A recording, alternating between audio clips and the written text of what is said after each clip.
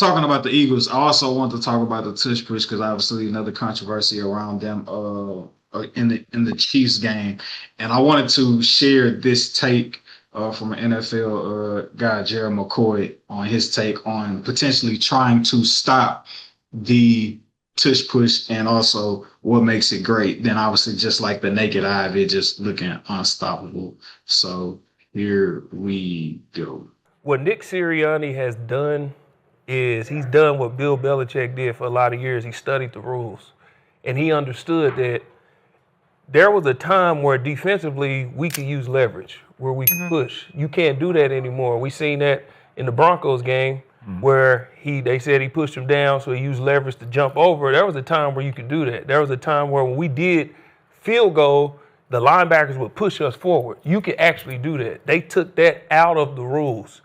So Nick Sirianni said, well, they can't use leverage, we can. And he's gotten a guy who is strong as Jalen Hurts, and it's how they run it. I'm okay with them running it, but here's the thing. People need to let their pride go, and if you want to find a way to stop it, I think all teams should have a tush-push package. And what that means is take out these smaller guys. Everybody's trying to stop it with linebackers. Take them out the game. Put in defensive linemen, because the problem is with the leverage, with the push, you have no weight to counteract it. So you need to have your biggest lineman over the top of the center because that's legal. You need to have two linemen in the A gaps because that's legal.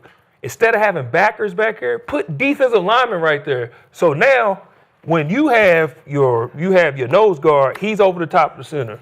Two D tackles, they're in the A gaps. These other guys can stand up. They can't push, but they definitely can run in there.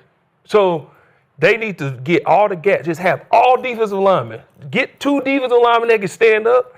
That's the only way to counteract it because they have leverage and they're pushing forward. Jalen Hurts is so strong. He's so explosive moving forward. It's hard to stop his momentum. It does not matter if you're what the offensive linemen are doing. They're going to the ground. You're not going to get lower than them. But if you got these guys who can stop his leverage right here in the middle, you got two people that can stop right here, but even when what's happening is he's just falling over the top of them. But if you have two linemen that are standing there instead of these smaller guys, now you got weight versus weight. Yeah, man. Yeah, so I thought that was like a really nice breakdown in terms of just like how you could go about stopping it. But I feel like when you get into goal line situations where they're like, it's just like for the Eagles, it's a tush push. For other teams, obviously, it's just like a fall forward. Or when you're trying to get 1 yard. What you start to see now, especially if it's like fourth and goal on the one, is like quarterback says hut and literally jumps in the air, extends the ball over the goal line, and that's a touchdown. So like I feel like you could easily like when or if the tush push ever gets to a place where it's stopped, then you're gonna just see guys just saying hut and reaching the ball over the goal line without even moving his feet damn near practically how some plays be looking.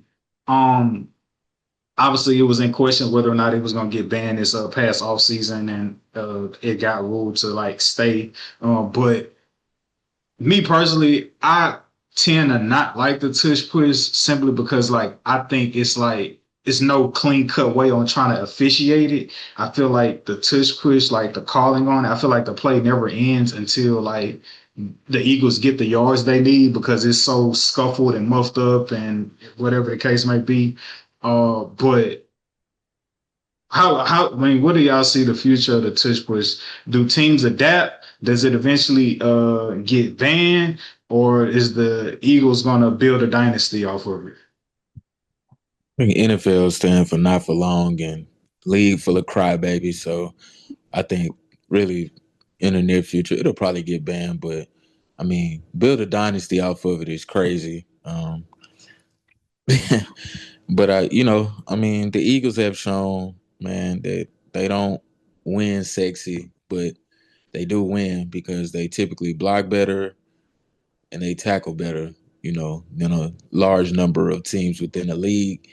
And if you do those two things at the core of football, who it is, you typically win. The team that blocks and tackles better, more times than not, they typically win a game. The doors of the pod are open.